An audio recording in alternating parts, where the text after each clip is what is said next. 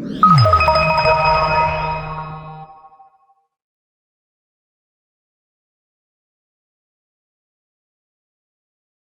me now is Daniel Newman, who is founding partner and principal analyst with Futurum Research, an independent research, analysis and advisory firm.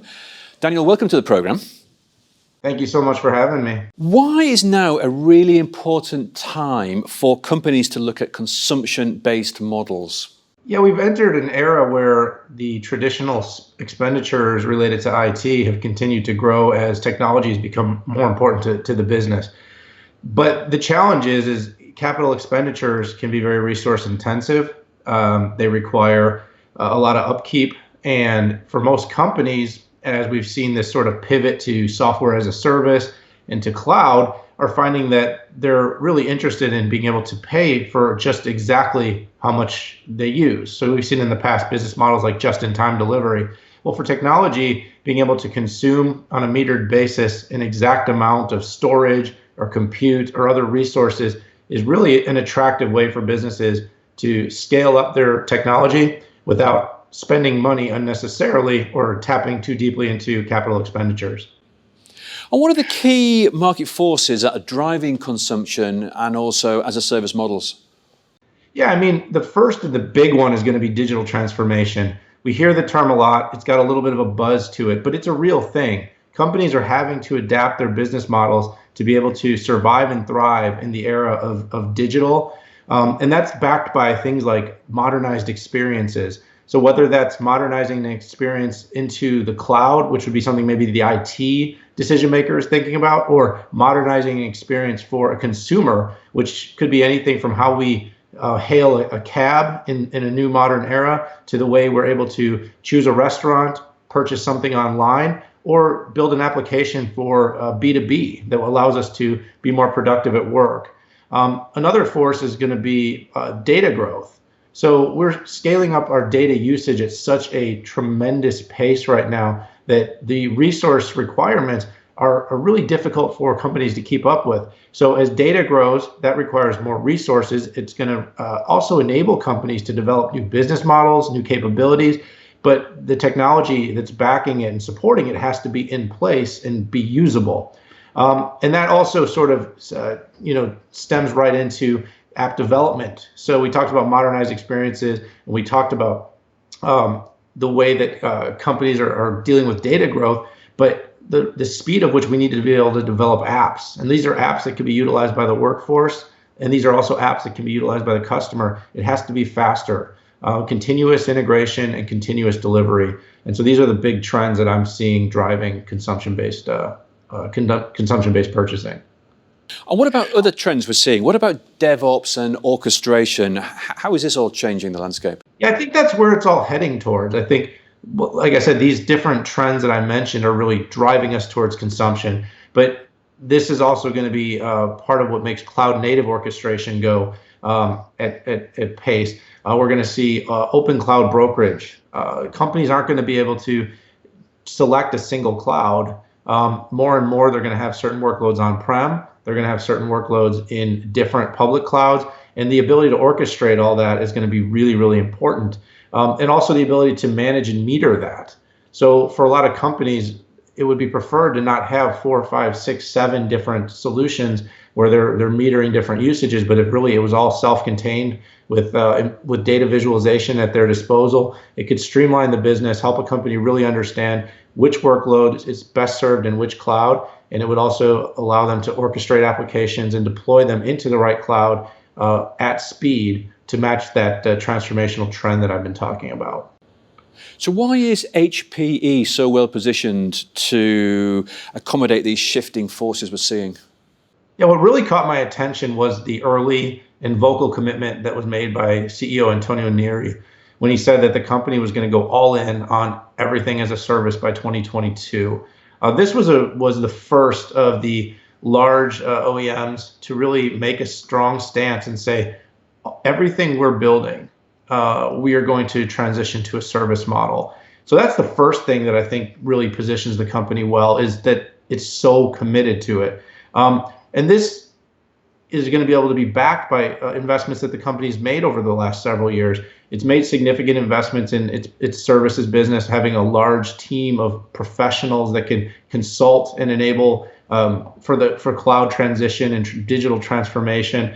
But it also has been doing this through GreenLake for a number of years. And I think the fact that it's gaining that experience and it's built a $1 billion+ pipeline into the everything as a service space bodes well for the company to really succeed into the future with this model. And I also think it's been very smart in terms of partnerships. So while HPE can do a lot of things and could try to do everything, it really hasn't taken that approach. So we've seen really intelligently laid out partnerships with companies like Red Hat, with companies like Nutanix and VMware, which are important to orchestration in the virtualized layers of cloud, hybrid, public, and private. So I think all the right pieces are falling into place, which makes HPE really well suited. And as the company is now split from the broader HP, I also think it's become much more nimble. So it's been able to react more quickly and make changes and pivot more rapidly, which is very important right now.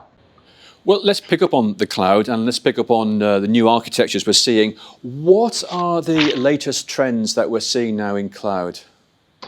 Yeah, I think in the last 2 years, we've heard a ton coming up about cloud native, Kubernetes, modernization of architecture, microservices. Now, these are all the terms, but what we're really starting to hear is modernized architecture. And this architecture that's being developed is really about flexibility. It's about how can a company take advantage of all the new development platforms, all the different clouds, all of the on-prem, to be able to move workloads into public cloud where it makes sense, but also modernize applications, deal with legacy and technical debt, and differentiate the company in terms of building better solutions for its workforce and for customers without taking on unnecessary expense. So if we look at the move towards public cloud, what is keeping companies from going all in on public cloud? The public cloud is still in early days. As much as people want to think everything's going to public cloud, recent data has shown it's only in about 20 to 30% of workloads today are in the public cloud. You have significant legacy and technical debt that companies have, applications that don't migrate easy, databases that need to be migrated into the cloud in order for applications to be able to be supported in that new environment. So we're still in this modernization phase. And so far, what we really need is more of that right environment that allows for workloads as they become most beneficial to be put into cloud, to be moved to cloud. But at this point, it's not the right move. Not everything belongs in the cloud. Some companies have very important applications for ERP, for operational usage, for Salesforce administration, for data management that sit on-prem, and it's not as easy as just saying, hey, we can move them. It really comes down to making the right move at the right time. And then there's other big factors. There's compliance and there's governance, there's security. A lot of companies now are big on data, very bullish on how data can help the organization to make better business decisions. But at the same time, we have to protect customers' data. That's both protecting in terms of keeping the data secure and safe. It's keeping the customer's information private, and it's making sure that there's that right amount of data redundancy and resiliency to withstand any sort of challenges that could take place inside of the IT environment. So what's your advice to CIOs? What should CIOs be thinking about when it comes to modernizing architectures? Yeah, I think CIOs need to really think about the modernization path that they're on, is that not every workload is meant for cloud, but that the right workloads can be put into the right cloud to provide the right level of flexibility. That's flexibility is really something I'm big on. The pressure to migrate needs to be because of the right reasons. It needs to be enabling the business to achieve those transformational goals, to be able to move faster, to be able to develop applications more rapidly, to be able to support the emerging customer need, to be able to improve the employee experience, to streamline the business's operations. The CIO is a business executive, not a technology executive. And I think that their role is to help create the orchestration between the technology layer and the business layer. And the cloud gives a lot of the capacity to do that, but not if it's looked at as a single vehicle in order to get there. It's going to be something that's going to be migrated over time, and it's going to be more successful if that backplane is consistent, where the applications and the data and the workloads that are best fit in the cloud are put into that right cloud. And as things like containers and microservices continue to be more defined, and as their workforce is able to keep up with those skills, I think companies are going to get into more and more of a position to be able to react quickly to the opportunity of cloud native, and of new modernized architectures. And how do you see things continuing to progress with the emerging and accelerating trends such as 5G, edge, IoT, etc.?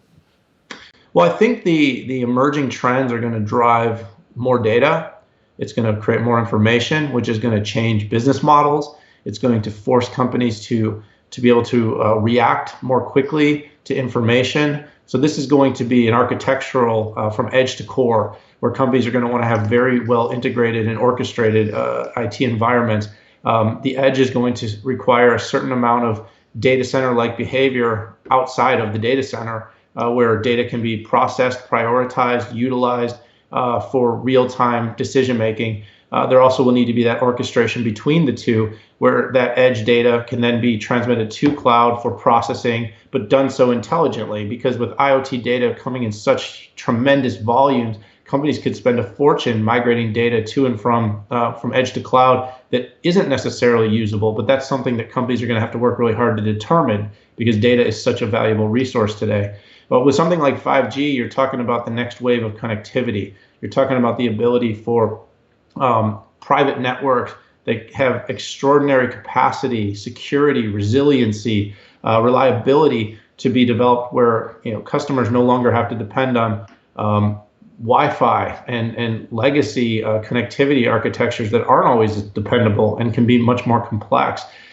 So I think 5G, for instance, is going to be a huge game changer for the enterprise and the consumer, as it offers much greater bandwidth, more capacity and throughput, and it basically enables applications to be developed for the future, where it doesn't matter whether you're on a mobile device or a workstation, but you can have a really next generation experience. And this is coming to us today, and companies that are getting on board with this are going to benefit tremendously from it. Well, Daniel, thanks for joining us today and sharing your insights. Much appreciated. Yeah, thank you for having me.